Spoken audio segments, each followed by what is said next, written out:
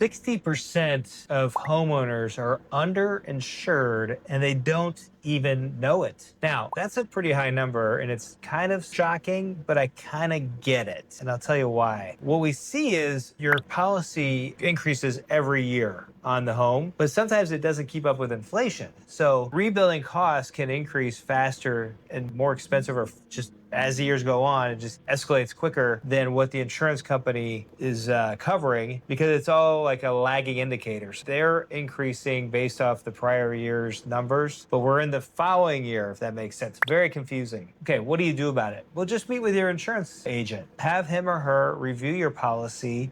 Not every year. I don't think that's necessary, unless you're doing major upgrades to your house or a big change in your family. But every few years, just take a look at that coverage. It's coverage A, which is the dwelling amount. That is the real rebuilding allotment, if you will, on your policy. Now remember, it does not correlate with the resale or value of your property, of your home. It's rebuilding costs. Totally different things. You could sell your home for maybe a lot more. It doesn't mean it needs to be covered for that. Insurance companies only care about how much is this house going to cost to rebuild as is, with the type of finishes you have, flooring, the walls, the outer structure, whatever it's made of, to that. So my advice, review your policies every few years and you should be fine. Now, if you have any questions, let me know. Drop it in the comments. I would be interested to see if you ever had that situation. And don't forget, if you like this video, please like, subscribe, and share.